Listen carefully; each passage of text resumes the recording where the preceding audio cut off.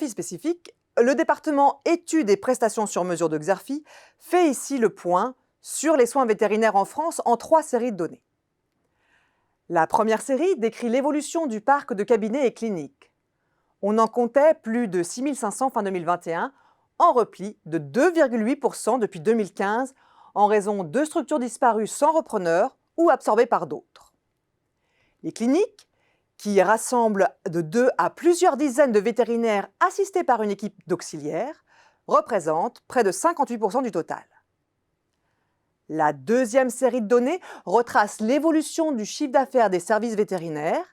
Sa croissance a marqué le pas en 2022, en hausse tout de même de 4% selon nos estimations, contre plus 11% en 2021.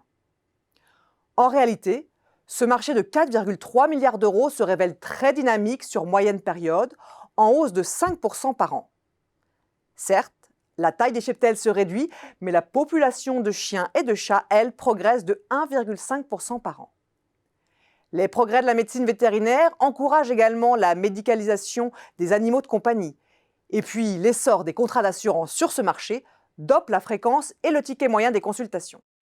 La troisième série permet d'évaluer les performances financières des cabinets et cliniques vétérinaires à partir du modèle MAPSIS créé par Xerfi.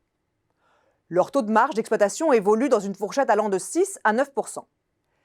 Cet indicateur s'est légèrement tassé en 2022 d'après nos estimations compte tenu du ralentissement de l'activité et de la forte hausse des frais de personnel, des coûts de transport et des prix des aliments pour animaux.